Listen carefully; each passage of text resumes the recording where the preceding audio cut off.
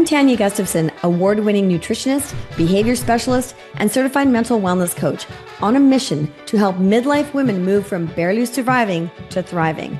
You have been lied to. Weight gain, mood swings, hot flashes, brain fog, despite what the world and even your doctor may have told you, do not have to be your story. You are not broken. You've just never been shown how to fuel your body in a way that creates hormonal balance.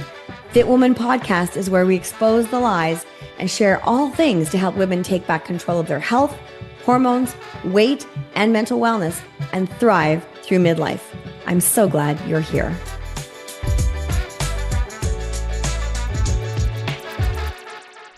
Hello there, and welcome to the Fit Woman Podcast, where we explore all things to help women fuel their bodies, ignite their metabolism and their minds so we can thrive through midlife. So I am your host, Tania Gustafson, and today I'm thrilled to have literally one of the most genuine and authentic women in business that you're ever going to meet. Christina Whiteley is with me today. So Christina's a mom of two. She's an entrepreneur, a network marketing 7-figure earner, and a real estate investor, best-selling author like 3 times running. And she's the host of Freedom Motivated Podcast, international award winner for business mentorship, leadership, and philanthropy. She's also VP of sales and client success for the millionaire maker, Danielle Delgado. So Christina is passionate about helping women step into and live the lives they dream about, but never thought possible. So Christina, thank you so much for joining me today. I'm super excited for this. Oh, Tania, I'm so happy to be here. Thank you for inviting me. I'm really excited for our conversation. Well, thank you for taking the time. And you are one busy lady in so many areas. Oh my goodness. There's just so much there. And, when we talk about women thriving, you are one of the top of my list that comes to mind. And so just give us a little synopsis of what you're doing exactly. What do all those things mean? That's so funny because when you are busy, you constantly feel like you're behind. You're like, oh my God, I'm like barely keeping all the plates in the air spinning at once. You know what I mean? Yep. So I feel so blessed because I'm in this season of life where I've worked to build skills that I get to choose what I do. And I get to say yes to just the things that light my soul on fire. And I've learned to say no when I need to, because so many of us overschedule because of that. Like, I still want to go to the beach. I still want to have time in the morning to exercise. I still want to listen to my personal development every day. And if you fill up your day with things that just keep you busy, then often those things go by the wayside, right? Oh, for sure. Absolutely. I mean, they do say the busiest people get the most done, but I think that means that you're more organized. And like you say, then you can fit those things in that you want to do, or fit the work in around the things you want to do. Exactly. And I have, my secret sauce is I have a very supportive husband. We've been together for 17 years, married for 13. He is my rock. When I met him, I had nothing but $30,000 in debt and potential. And he, he's been incredible all of these years, and we really build life together as a team. And so sometimes that doesn't look like the average gender roles, like he does all the cooking and laundry and is such a stand-up dad. Like, that's one of the reasons I picked him. And I knew that within a few weeks of meeting him, is that like, this is who I want to have children with. And he's just been such a rock in my life and allowed me to be full expression of me, which for a long time I thought was a bit too much for people, but he is so supportive. And that's honestly how I get most things done. Awesome. That is so great, because a lot of women don't have that. I mean, we have a supportive spouse, but to what degree? Like, it's just, sometimes it's just not what you need. And clearly you have what you need. So, well, I also dated all the wrong people before him. Right. So, like, let me just be clear. I made all of the mistakes first, and I got very late in life, and just finally got so frustrated, hit rock bottom, and was like, I am not dating I'm not going to date somebody seriously until I find the one, and I'm just not going to put up with anything. So that's how we got there. Well, you got to have some standards, girls, right? That's right. So, all right. So what exactly do you do online? All the things that you do as your Well, I have been in network marketing for the last decade. I have an accelerated business program where I teach people how to go from amateur entrepreneur to pro and teach them how to build a personal brand and an offer and the systems that they need to have a thriving, scalable business. I also teach people sales, communication, and leadership. And I just recently took on a role as VP of sales and client success with Danelle Delgado. She's been my mentor for the last 6 years. She is somebody that I trust completely, somebody that does what she's going to do. I've watched her help thousands of people over the years become millionaires. And I really thrive in those conversations, in those high level conversations. It's like, you don't have to pay me to be in the room there. Like, don't tell her that. No, I'm just kidding. But it's one of those things that, like, I get up in the morning and if we get to talk business and strategy and how we can make things move forward, how you can make more money in less time and not do the stuff that you don't want to, like, I really believe in not the elusive balance, but actually creating a job for yourself, a career for yourself that works around your lifestyle, not the other way around. Most people are hustling to create the lifestyle that they want. I'm like, no, I'm going to sit on the beach here in Cabo and I'm going to build a business around the life that I actually want. Right. And so Cabo, you just touched on that. That is one place you're kind of a unicorn here because you're Canadian like me. Right. Mm-hmm. But you have now called Mexico your home, Cabo, right? So, okay. Yeah. How did you come to be there? Because you've got a whole big story around this and I love it. I do. How much time you got? No. As much as you want, girl.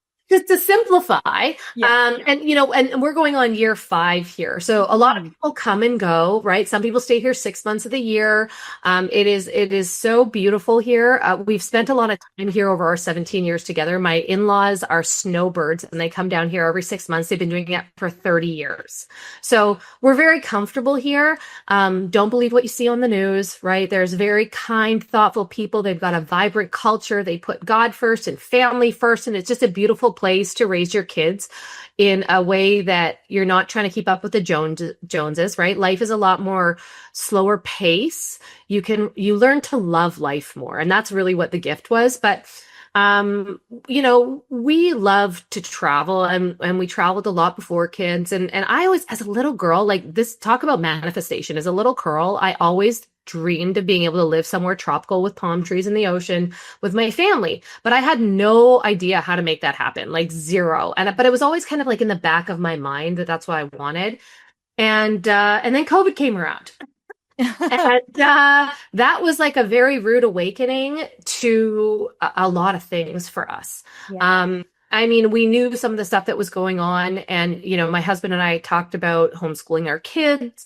At the time, we only had a daughter. And I went through, in 2021, I had 2 miscarriages and I had really terrible healthcare because it was COVID. It was super weird and nobody wanted to see me in person because I chose not to get vaccinated because I wanted to have a baby and I didn't know long-term effects.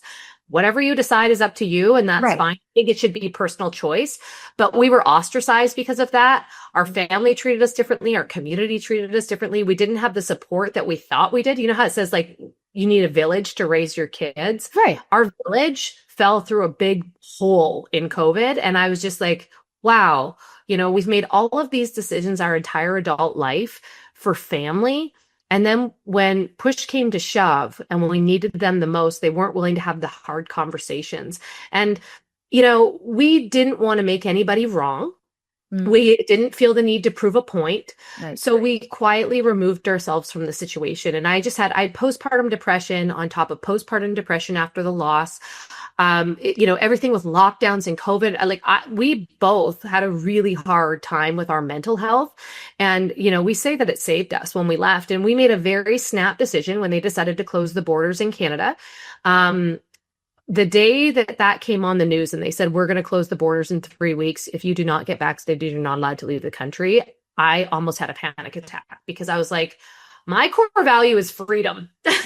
and that was being infringed on. And I took it to the chin, quite a bit. I didn't go to restaurants. I couldn't take my daughter swimming. She couldn't be in dance lessons. I'm like, it's okay. We'll play on the farm. We'll grow fruits and veggies. We'll go for hikes. It'll be fine. But it got to this point that I was like, my freedom is being threatened, and I feel like my ability to live here is being threatened. And so I just looked at my husband and I was like, what are we going to do? And it just so happened that we had earned an incentive trip to Cabo that we decided not to go on because with the regulations back then, if you traveled internationally, you had to stay home from work and school. Remember, we had a 5-year-old, Right. home and school for 3 weeks afterwards. So I'm like, this week-long trip is going to turn into a month off of school. Like, that doesn't seem reasonable. Yeah. But my husband in that moment looked at me and he said, we should go on that trip. He's like, we should go down there. We should take that trip, see if we can, because we'd already declined. And so he's like, we should see if we can get in that trip. And he's like, let's just stay for 3 to 6 months. You make money online. Let's get a balcony view of our lives and just decide how we want to move forward so that we're not sitting in an environment that we feel triggered in every single day. And we can start to make decisions not based on emotion, but on logic, right? Because Right. we as human beings, we usually make decisions based on feeling. And I did not feel good. So I needed to make sure that I was making the correct decisions, that they weren't rash decisions. Right. Although family did think that they were pretty rash, but Yeah, I can imagine. it was an adjustment. It was an adjustment for everybody. And I think sometimes they're still adjusting. They really miss us, but I know that we made the right decision. They come visit us. We go visit them. We get great, FaceTimes with them and all that kind of stuff, but we had to do it for us. And I will tell you, the way that my life has changed because we made that decision, I feel like I'm living on a different parallel down here. I feel like we're living in this little sweet little bubble of palm trees and sunshine. And we make decisions differently now. We make them for us, just my husband and I and our kids. And that's it. We don't consider anybody else. And the power behind that, like the personal power behind that, is an absolute game changer in our lives. Nobody's weighing in on our decisions anymore, nor do they have any value of the weigh in. Wow. Yeah, that's really powerful. That's really powerful. It's crazy because you don't realize it. It's conditioned into you to get everyone along, right? And you don't want to upset the apple cart. You don't want to be the odd out, right? You don't want to do any of those things. But I'm telling you, that move, and by the way, we came down here, rented an Airbnb, ended up living at that Airbnb for 3 years while we bought a home down here. Like, it was crazy. And we sold our house within 2 months. We knew within 2 months that we felt way better here than we did there. And we decided, because of the market, my husband's brilliant in real estate. It's actually how we made one of our few different times of making millions of dollars. And we made really good money on our house. And he said, we either sell now or we sell in 10 years. What do you want to do? And I'm like, we sell now because it's not our dream forever home. Yeah. So that's how it happened. Oh my gosh. So were you able to sell from Mexico? Like, were you able to do all of that, or did you have to come back? No, we sold. My husband came back once because I was like, you got to go get the dog, right? Like, we left the dog with our tenants who were amazing. But like, I'm like, you got to go get the dog and you got to go get the Jeep. Like, we got to have a vehicle down here and we need the dog. So he flew up, knowing that we were going to sell the house. He put a little lipstick on it and did a few things, but one of our very good friends is a realtor up there. And he took such good care of us. He did everything, including like cleaning cupboards out when our movers came and everything. Like, wow. Amazing. So he definitely deserved the commission. Yeah, no kidding. You rarely find anybody like that. Like, seriously. Oh my goodness. So what's the best part about living there right now? So let me just preface this, because you don't trade one thing, like you're like, I don't like this and this is going to be so much better. Right. You trade one set of problems for another set of problems. There's different cultural things, right? There's different adjustments. The best thing about living here, well, number one, I didn't realize how much seasonal depression affected my health for 9 months of the year. Okay. I no longer have seasonal depression. I'm in a good mood every day because the sun is shining every day, right? We have 355 days of sunshine on average. So it's beautiful here. Our quality of life here is better because the cost is about half of what it is in Canada, which means that we can afford to put our daughter in the best private school. We can afford to have a nanny. We can afford to travel, like globally, we can afford to travel because we're saving money on the little things. So I just think all over our quality of life is much better. And here's a really interesting thing. There's a lot of people that have done what we've done, believe it or not. And definitely a concentration of that in Cabo. But the community of immigrants. And I use the word immigrant versus expat because when I first moved here, I learned that expat is actually, they see it almost like it's a derogatory term, like you're a hierarchy above an immigrant if you use the word expat. I know I had to learn this too. Okay. So I'm an immigrant here because I legally immigrated here, and they appreciate that we use that term. So there's a lot of immigrants here that come from Canada and the US, and our neighbors, we are closer with here than we ever were in Canada. Like everyone wants to help you because they know what you've given up to be here. They know the work that you've done to be here. And it's such a tight-knit community of people that will do anything for you. It's a beautiful, beautiful thing. That's so awesome. Yeah. Oh my goodness. And I know exactly what you mean. In a smaller scale, we have a place about an hour and 20 minutes from you. And we go there for a couple of months every year. And so we've actually just started the process of, we got our temporary residency going. So we're working some things just in case, and my husband's still working, but there are always those options, right? Because like you, I work online too. So it's just, it's a much better configuration if you want to travel, if you want to go and be other places, right? And having a backup plan is never bad, right? Like my husband, 2 is 1 and 1 is none. And we look at that as reports, as like backup plans, as, whatever you think is going to happen moving forward in the future. Having another plan of action is always a good thing. I'm also very excited to come visit you when you come down here. I'm excited too. Nice to see you and spend some time with you. Yeah, it's so neat to be able to connect. And you're right, there are so many. There's a ton of Canadians down there. Yeah. I mean, our little neighborhood, there's like, I think probably 3/4 of the park is Canadian. There's a couple from the US, and it's insane. Like I would have never thought there was so many down there until we started coming, and our friends kind of had a place prior to that, so we would come and visit them, right? So it's kind of the same as what you, but I like that it's not super busy where we are either. It's very, I guess, smaller village like. Yeah, it's beautiful. But it's getting busier because people talk about it online, and then they're like, oh, we got to go visit this place. And we're like, yeah, don't tell too many people. Yeah, well, that's the thing, right?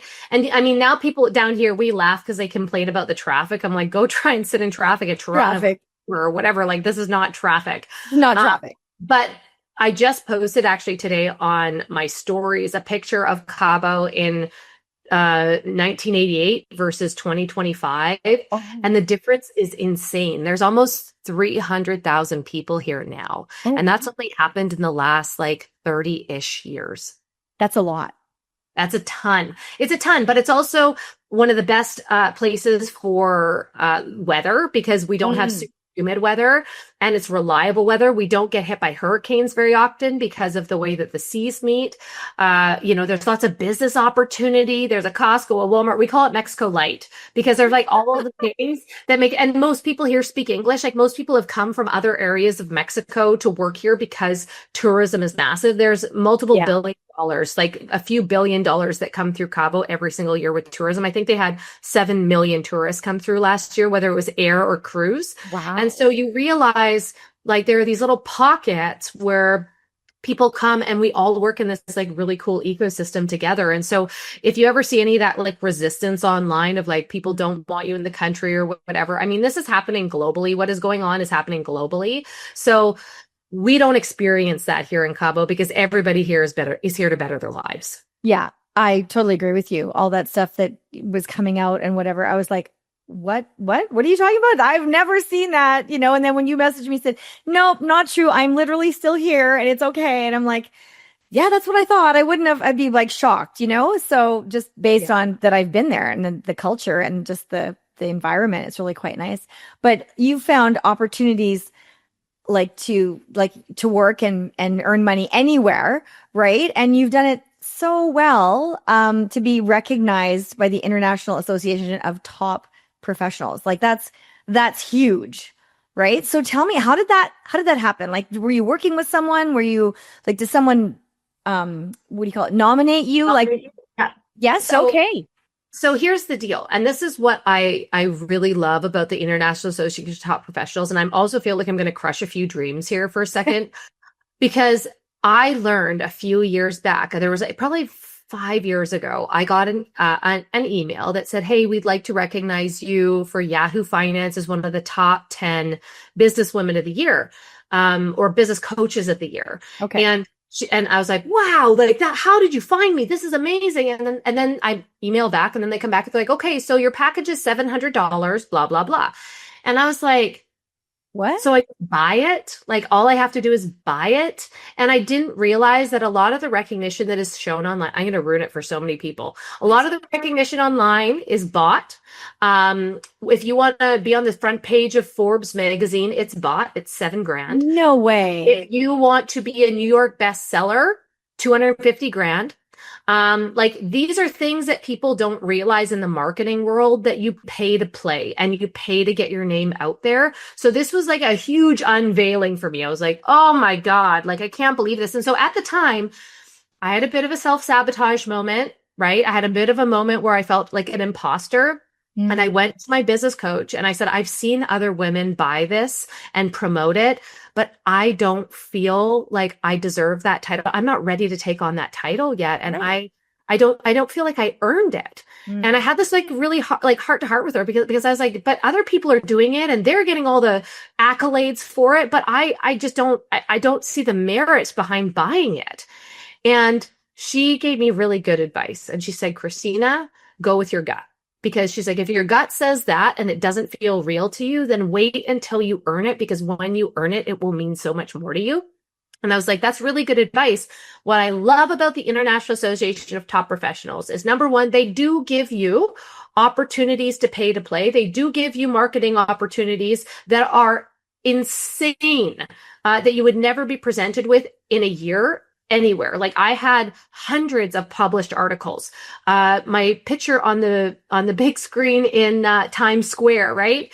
I was featured in books and magazines and front cover of magazines. Like this is, I don't even know whose life this is. I don't know how I ended up here, but like it was shocking to me. But this is the important part for me, is that you cannot buy your way in to this organization. You must be nominated. You must be nominated by someone else.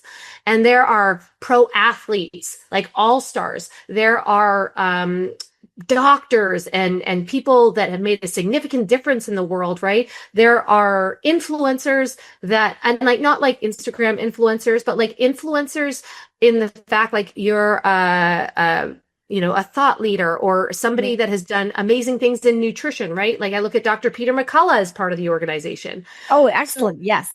And I got to meet him last year. Did you? Oh my gosh. Yeah, you were in the same category as him. That's just super amazing, right? Isn't that wild? That's mind blowing. So to be among those people with that organization, it was a hard yes for me. I was like, yes, I would like to be a part of that because I wanted to be in the room with those people. I will tell you time and time again, being in the right room has changed my life. Yeah. Yeah. So how do you know if it's the right room? Do you walk into that room and feel like you have to be your best? Because if it's a room where you feel tired and drained when you leave, not the right room. If it's a room that sets your soul on fire, that you can't wait to have conversations with the people that are there, that you can't wait to sit down and talk.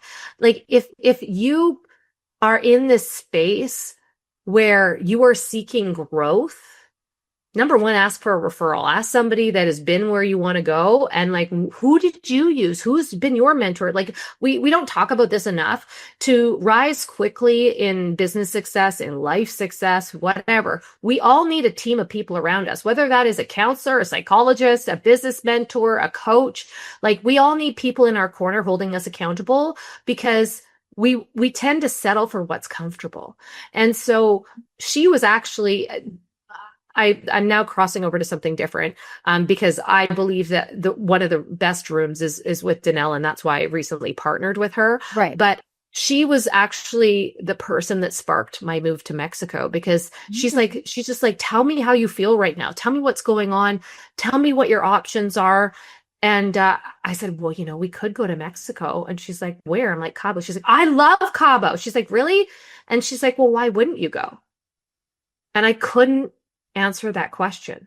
I could. Mm. So she sparked that, and it was almost like she gave me permission to live a bigger life. So that's the room you want to step in.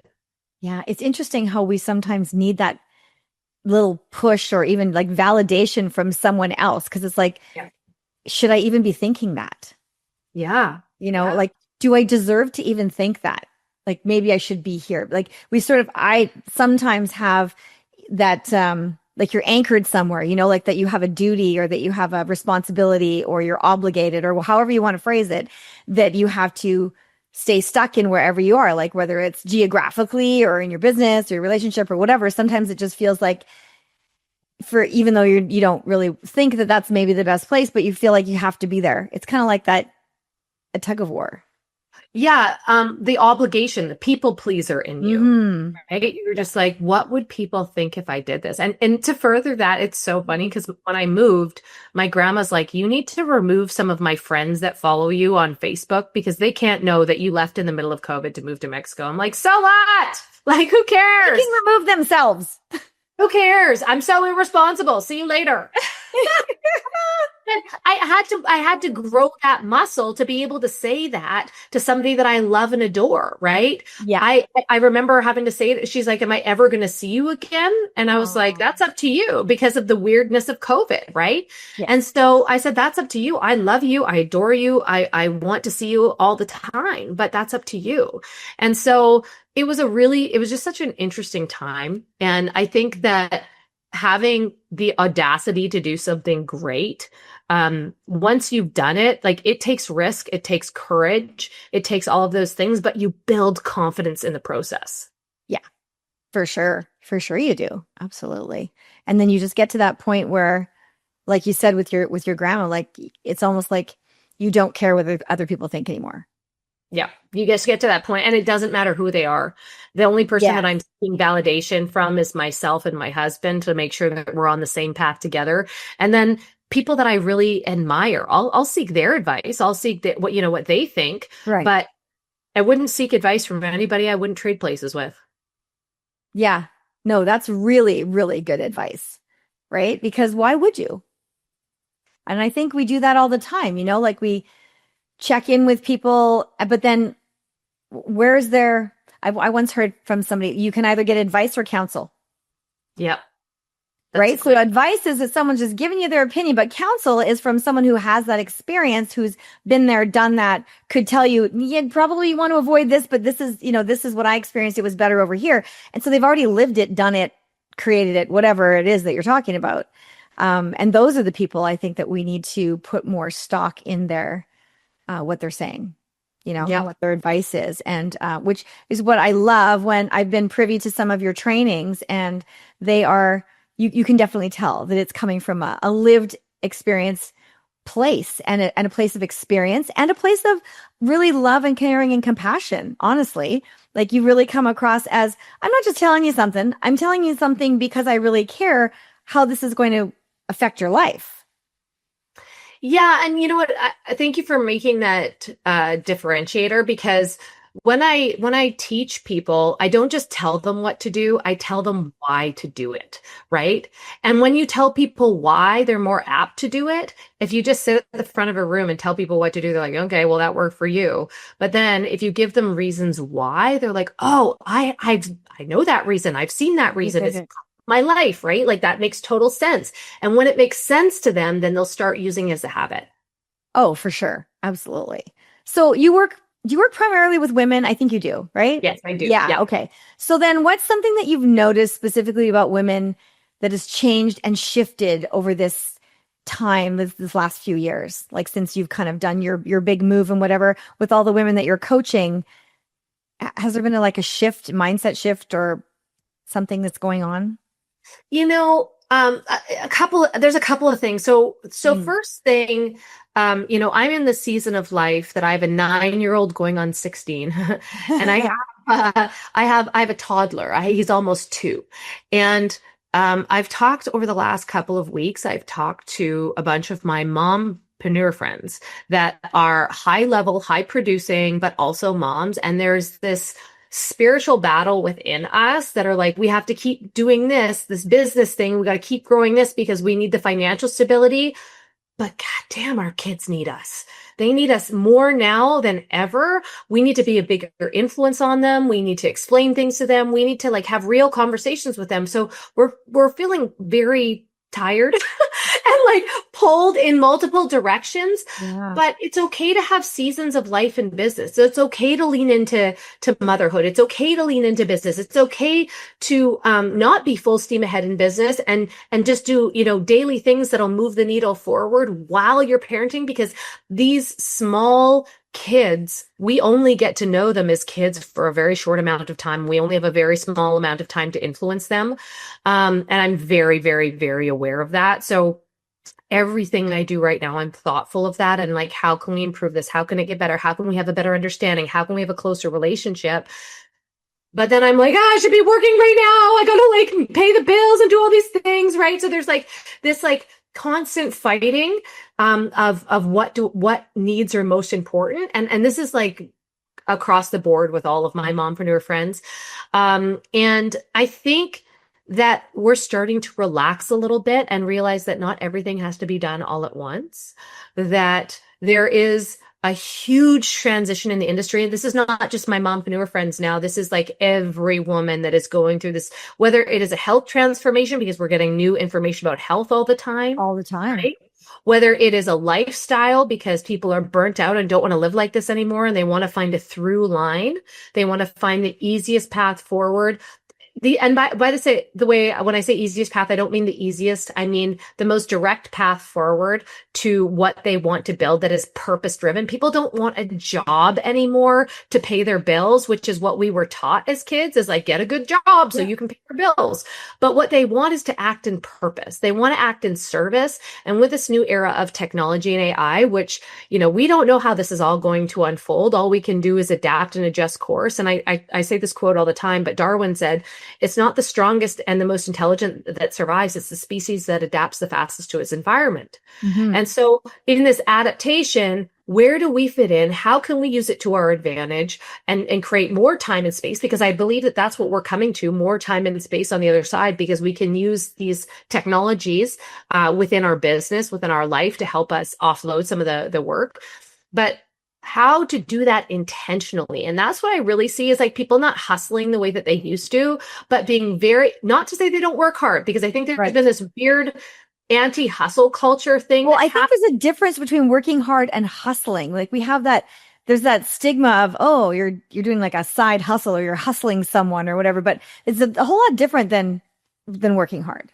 It's intentional, right? Yeah, it's not doing all these mundane things to barely get ahead. You're on a hamster wheel. And so like even yesterday, I worked late. I rarely work late into the evening. When my kids get home, I want to be present. I want to play. I want to do all that kind of stuff. But yesterday I worked late into the evening because I did a training for our team today, because I also did a training for my my Savvy Online Sales Society today. And I wanted to make sure that I was properly prepared for that. So I did work. And that to me is not hustle. That is like hard work, intentional work that is going to move the needle forward for other people. And so I think that's really what shifted, is that people are no longer willing to hustle with a lack of purpose and that they're looking for a way to work in their zone of genius every day. Ooh, I love that. In their zone of genius. I think everyone needs to realize and step into that zone of genius. Like realize that that they have a zone of genius. Everybody does have one. And then like, I know some people right now listening to this later might be like, oh, I didn't think I have one. What is it? Now, hopefully that's going to prompt them to think about it, because everybody does. I truly believe that, like you. And and then how to step into that. Because, when you're saying about the time that we have with our kids, well, the time period that we have is so short and it just goes by so fast. I mean, I saw this little post the other day that came up, or a little meme or something, and it said, in 5 years, the 80s will be 50 years old. Stop talking. Yes, I know. I just about sent an expletive to them. I'm like, what are you saying? Because in my mind, the 80s were like 20 years ago. Right? I know. And that's how I don't know about you, but like, I still feel like I'm 27 and I'm 42. Yes. Like that's where I am, whether I physically look like that or not. And then, but you do. Trust me, you do. You're too kind. But I also saw this the other day that in 200 years, someone else will be living in your home that doesn't even know who you are. You'll be so meticulous about the things that you own and the things that you put on your wall and all of these things. But in 200 years, the people that made fun of you, the people that judged you, the people that were mean to you, those people will be dead too, and nothing will matter. So could you imagine living your entire life in a way that you didn't upset the apple cart for a few people and everyone dies anyways? Like, you might as well live full on, full intention, with purpose, with everything you got, all the gusto in this, because that's all you have. And it's such a short amount of time. Yep. Die empty. Yeah. Die on the road. I talked about that the other day. Die on the road to success. Most people never start because they think it's going to take them too long. Die on the road then. Yeah, exactly. At least you're trying, you're living your life, you're, aspiring to something. And I think when we're doing that, I listened to a really great podcast the other day on brain. And when we're aspiring and we're doing something that lights us up, it's really actually healthy for our brain. Our brain actually helps repair when we're doing that kind of stuff, as opposed to, oh, I'm stuck here and, I'm slogging through my life and, woe is me. And I can't do that because it's just never going to work, or whatever we tell ourselves, We're hardwired as human beings. We're hardwired for growth. That's how we feel joy and fulfillment when we achieve. And you can't convince me otherwise. No. Because the people that are depressed, and they're not seeking anything. They're not seeking value or seeking purpose or seeking a better life for themselves. They're just like, this is as good as it gets. Well, you're right. For you, this is as good as it gets. Right. If you don't do anything different, it's not going to change, That's right. Yeah, for sure. And I'm not poo-pooing on anyone who may be suffering with depression. Absolutely. No. Because we need help and we need some motivation and we need, the proper tools to get to that point. But then it's intentional. Like, we have to keep doing. Yeah. And remember how I talked about that team you need around you? Like, yes. Over the last 20 years, like, I was bullied really bad in high school. I had an episode when my dog died in my arms. I know it sounds so crazy, when Isabella was born. And I had an episode that I didn't know what was wrong with me, because when she died, I went into an episode of PTSD. I didn't know I had PTSD. I had to have somebody tell me that I'd been suffering from that for years. And now I understand my personality. Now I understand when I get triggered and I get upset about something, that it's actually not what I'm upset at. There's an underlying thing that I need to address and heal. And I had to learn that in my 30s. I went 20 years without realizing that all of these things were affecting me. And I'm a high functioning human, and I would just bulldoze through it. Like, how many women I'm tougher than this. I'm just not going to deal with it. I'm going to bulldoze through it. Well, you can only do that for so long. Let me just tell you, before it affects your health, before it affects your mental health. And so even the strongest people are going to be affected by mental health. I couldn't believe what I went through postpartum. Nobody tells you can have depression without having a baby. Nobody tells you any of that. And so I was like, what's wrong with me? I didn't want to get out of bed. I was unmotivated. I didn't know what to do. And so we all have these seasons of life. And I think it's really important to be transparent, because if you're going through one of those seasons right now, you need to ask for help. You need to have somebody. You can't get through it on your own, right? And my counselor, she does EMDR. I'm a huge fan of EMDR because it rewires neural pathways so that you never outgrow PTSD. But what you do is you learn to recognize it and cope with it. Okay. And so she helped me realize that I couldn't outthink everything. I go into a session and I'd be like, well, I think that I do this because of this. And she's like, Christina, you can't outthink trauma. You have to learn the tools to handle it. And I was like, oh, really? Like, I'm trying to justify everything and figure it out. And she's like, you can't do that. So I really needed her in my corner to get better. Yeah. I remember specifically, like, after our dog died, I couldn't get out of bed, and I couldn't stop crying all day. It was the weirdest reaction. My husband didn't know what to do with me. And so my sister suggested that I go see her. And almost instantly I walked away from that and I felt less heavy. And you can't do it on your own. You can't think your way out on your own. You need somebody that is going to show you your blind spots and give you the tools that none of us have been taught in school to be able to cope and handle life. Yeah, no, seriously. And these things should start becoming more mainstream. And I think that that's one of the great things about the online space and about podcasts, and because people can now just get on and share their stories. Yeah. And then other people will figure out that, oh, hey, that sounds like me. I'm not alone. Like, oh my gosh, there's other people out there, because we sometimes feel when these horrible things happen that it's like just us. I'm all by myself. What's wrong with me? I'm the weirdo. Like nobody else is doing this. I never see anybody this happening to. And and then we are less likely to talk to somebody. Yeah, Right? absolutely. That's the hardest piece, is that it works the opposite to the way that you feel, right? Like you don't want to talk to anybody. You want to crawl in a hole. You don't want to get out of bed, but really you need to do the opposite. Absolutely. Which is like kind of like life, right? Staying in your comfort zone versus like pushing you over the cliff of like where you need to go for the next level of life. Like somebody's got to kick you off that cliff.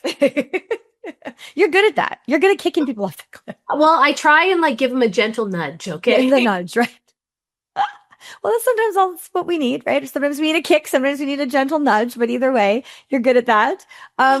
So with your health and everything, like you've obviously had some struggles and stuff, has health and fitness, but always been a priority, or did that come as a result of all of these challenges? That's a great question. We all have amazing bodies that are unique to us. And so I did not genetically get the same genes as my younger sister, who's 4 inches taller than me, always had a 6-pack, been able to eat ice cream and drink champagne for dinner and not gain a pound. I look at a donut and I gain 2 pounds. Okay. So like I've always had to be really conscious of my weight and really conscious of being healthy. I also was in a couple of very bad car accidents when I was younger. And then after a car accident, I fell in gymnastics and broke both my wrists and went over on my shoulder. So something most people don't know about me is that I lived for 10 years with insomnia and pain. For 10 years. Wow. I couldn't go sit at a movie. I couldn't go out for dinner because I was so uncomfortable. Like I was in a lot of pain for a very long time and I just pushed through it. I even had nerve damage that I overcame. So there's a lot of things that were working against me when it came to health and fitness. I have gained and lost 30 to 40 pounds 4 times in my life, and I only have 2 babies. So that'll tell you something about how I've struggled with my weight.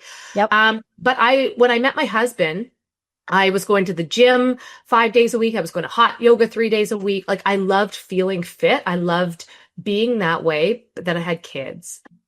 Then I had my daughter, and I don't think I've seen the inside of a hot yoga studio since. And I loved that so much. Not to say that I haven't done yoga or done it on the rooftop down here, right? But it wasn't the same community or dynamic that I really enjoyed. And so to be real, I had a huge struggle before having Isabella with my weight. And I recognized that it was hormonal. And I thought I was celiac, but I actually had such terrible gut health that they thought I was celiac. Oh, wow. So, yeah. And it was probably from too much drinking when I was in my early 20s. That's not helping for sure. Not eating correctly, not supplementing at all. Like it was like, I was like eating like not good. So I really messed up my system, and it took me a few years to get that back. And it really came to the point that my husband saw that I was struggling. And again, remember, he makes the meals. So he came home one day and he goes, "We're going to go paleo." And I'm like, "What the hell is paleo?" And he's like, "Don't worry about it. You're going to eat it anyways." And so all of a sudden he just started cooking vegetables and meat and very low carb. And I started feeling better. I started losing weight. I started doing Tabata workouts, 20-minute intense, high intensity workouts versus an hour and a half at the gym, right? And cardio and this and that. Yep. So I started doing things differently. I cut out sugar. I cut out gluten, and I was hardcore about those things. And then the weight went. And so I learned then, because doctors were not helping me at all, I learned then it was my responsibility to take control of my health, and that nobody else was going to do that for me. And that food is medicine, and that everything you put in your body is either fueling your health or fueling your sickness. And we overhauled our lifestyle. So we went from paleo, and then we went on to do keto for a little while. And now we found our little mix of in between. I know that you're a huge fan, not of a specific diet, but of eating correctly, right? Proteins, carbs, fats, all at once, which we now have a beautiful balance of. Right. So you have to learn those things. And the other thing that I really struggled with was eating often. So I would eat like once or twice a day for a very long time. And I had to rewrite that habit. Yeah. Sometimes I do protein shakes to make sure, but Yeah. health to me is not just like a one size fits all. And it's also not a through line that is always there. It kind of ebbs and flows. Sometimes it ebbs and flows with the seasons or with pregnancy or with all of, all these Absolutely. hormones. Yeah. And we have to learn how to eat to fuel our body. We have to learn how to exercise to fuel our body in the right way at different ages. I hate that I even have to say that out loud right now. But isn't it great though when you can say that and make reference to it, but you don't look like you're in any way, shape, or form in that category? Because you've been intentional with putting these healthful things in your life, right? Like imagine if you hadn't been and you were still living with chronic pain and you were still living with that extra weight. The extra weight is going to fuel the chronic pain. Yeah. Like there's all of this. And then what would that do to your mental wellness? It do not want to do anything. No. And then what would that be for your relationship with your husband, with your kids, with your friend? Like you would just be like a shell of who you're supposed to be. Right. Yeah. And I think there's so many women out there. Okay. So in all the women that you're coaching, are you seeing women with similar, like with mental wellness issues, more prevalent? Because I know the stats are saying that there's so many being diagnosed, women and men, but we see mostly women. So yeah, and I also think that there's like this identity crisis that everybody needs to identify with some sort of ailment like ADHD or autism or whether it's your sexuality or your medical history or whatever it is. It's kind of interesting, right? That like all of these labels are coming into place. But what I'm seeing for women is, again, this like struggle between motherhood and business, because we were never meant to go and work in business. We were meant to keep the home together. And that is a massively important job that has been de-edified over the years, all in the name of feminism and toxic masculinity. And if I knew that that's where we were going with feminism, then I wouldn't have been such a rah-rah of that. Right? No kidding. It's this incredible like evolution for most women that, look, it's okay not to be okay. It's okay to take care of yourself, but we somehow have to figure out how to balance it all, whether that is our own health and fitness, whether that is doing something for ourselves. Now, for you, that might be homeschooling your kids. Maybe you want to do that. Maybe it's building a business. Mm-hmm. Maybe it's starting a new hobby, right? But you have to do something for you. It is so important. And when I get spun up and exhausted, I have people in my life, again, my team, right? Holistic nutrition, all those and I'm like, hey, you got to take some time for you and some quiet time. You need to go for a walk without a podcast. And I'm like, what? Like, I need to be multitasking at all times and being super efficient with my time. And they're like, no, you need to go listen to nature and put your feet in the sand at the beach. Yeah. I'm like, oh, that. And so it's really trying to honor all of that in this insanely busy world, that instant gratification is a must for most people. And they don't realize that they're passing up long-term big success, big wins, more joy and happiness in the long-term journey of getting there versus chasing after all of these like shiny objects, and trying to figure out what's the right thing to do. And it's this diet this week and it's this diet next week. And then it's this 1 week and this the other. Like we have to really stay rooted in our values and our beliefs. And I think that is probably why I've really moved into this space of coaching women in that are high level, because you can do business and life at a high level if you are intentional with what you say yes to,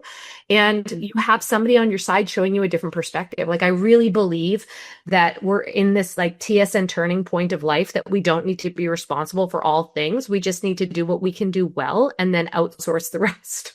Yeah, no, that's true. And I used to be one of those people that was like, oh, I don't need to outsource that. I can do that. Well, sure, I can. Or I could learn it, or I could, but then it's like, now I think I can do this and this and this and this. Am I capable? Yes. Can I learn it? Yes. Do I have 53 hours in a day? No. But I've, overcommitted, and I'm thinking, well, why should I farm that out if I can do it? But then there was a shift at some point, letting me know that, no, you have to, like what you just said, delegate, farm some things out so that you can protect your peace, your space, and still, you can have some life basically. Grocery delivery, my friends. Yeah. Like it doesn't have to be difficult, right? And I think even hiring a part-time VA if you're a business owner and having somebody send out your emails, monitor your email, set your schedule, Yep. send messages and connect with your current customers or clients. Like there's so much other people can do that you don't have to do to keep the ball rolling. And it is so worth putting somebody that is an expert at those things in place and paying them to do so that you can have an extra few hours with your kids. No, I totally agree. I did that a few years ago, getting someone to do some of my content, like my posting and things like that, and all of that, and the emails, like sending out my newsletters and things like that. And it was just, it seemed like it wasn't a lot, but it was like, oh, it just kind of made me go, whew, okay, that's nice. I had a little space.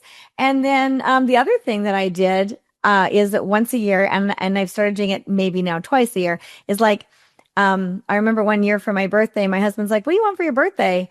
And I said, I want someone to come clean my house. Yeah. He's like, what? I said, yeah, really. And I was in this business group and there was a gal who had just started up a cleaning business with her and her daughter. And I was like, great, I could support them too, and he's like, okay, like, who do I call to book that? Or do you just want to do that? And I'm like, yeah, I can just do that. He's like, great. I said, yeah, so don't buy me anything. I'm just going to call Chantel. And he's like, okay. And he just looked at me like I was comes every 2 weeks for you, by the way. Yeah, no, she doesn't, but I was, like I was actually going to call her, I think, for next week. But to do all of those things that are just like, they're time consuming that I didn't want to do, like, I'll do the day to day, but I was like, oh my gosh, the deep cleaning, whatever, not into it. So I was just like, oh my gosh. And you do it. My ultimate is when I'm away or when I'm gone, and then I have them come, and then I come home and it's like, oh, it's so beautiful. I just go and sit on my couch for a minute and just go, oh, this is so nice, right? It's almost like, for me, it's almost like the same sort of feedback and reward or good feeling as going away. Yeah. To come home to a clean home like that. Yeah. Like it's really a lot cheaper than doing a motel, like a hotel or something at night, or a little getaway, but it gives me that same feeling. And I'm just like, oh, okay, well then I'm killing two birds with one stone. Right? Yeah. I'll tell you a funny story about house cleaning. Yeah. When I first met Ryan, it was in my early days. And so he loved to keep everything immaculate. And so we would like live our lives. He would work nights 5 days a week. I work at the salon and then work nights 2 days a week on top of that. And then we would have Sunday, Mondays off together. Well, every Sunday he'd be like, okay, time to clean the house. And I'm like, what? And he's like, yeah. So we started cleaning the house. And so second Sunday, okay, I realized that my level of clean was not up to snuff with his. Oh. And I said, so here's the deal. If we're going to do this long term, we're going to get a house cleaner that comes every 2 weeks, because I'm not spending my 2 days off cleaning the house with you. Like, I would way rather go to the lake. I'd way rather go on a road trip and see some of our family, go camping. I'd way rather do those things, and I'm willing to pay for that. It's a lot cheaper down here, I'll tell you. And it's like $25 for like 4 hours. But I refuse to put the time into that where it should be going somewhere else. So I hope you do treat yourself every 2 weeks. Yeah. And it's just, it's just one of those things, right? If you can factor that into your budget, into your life, it's just, you have all of that other time for yourself, for your spouse, for just to sit there and do nothing for half an hour if you want to, You could read a book. You could read a book. I know. I've been making time for that again, because I used to be an avid reader, like read a lot. And I realized I was not just not doing it very much. And so now I've added that in the morning, and I've just said, okay, it's okay if I get to the gym later, putting a few things in. It doesn't have to be a lot, right? That you can put in that just gives you the feeling of purpose and peace, and so that you can thrive. Yeah, that's the whole point, right? Yeah. We work so hard, whether that is raising a family or in business. And where's the joy? Like, I want to ask you where your joy is every day. And I want you to spend less time doing the things that don't make you feel joyful and more time doing the things that make you feel amazing. Right. I love that. Well, that's a wonderful spot to finish. Thank you. I think so. So thanks so much for joining me here today. And I cannot wait until we get down there in January so that we can actually connect in person and hang out. And I get to actually see your little kiddos again because they're not little anymore. They're getting so big. No, it goes by so Gosh. fast. So I'm very excited to see you. I want to thank you again for having me on your podcast. What an honor and a pleasure for me. I just feel so grateful that I get to work with amazing women like you. Oh, thank you so much. It's been my pleasure. And we'll definitely do it again. Absolutely.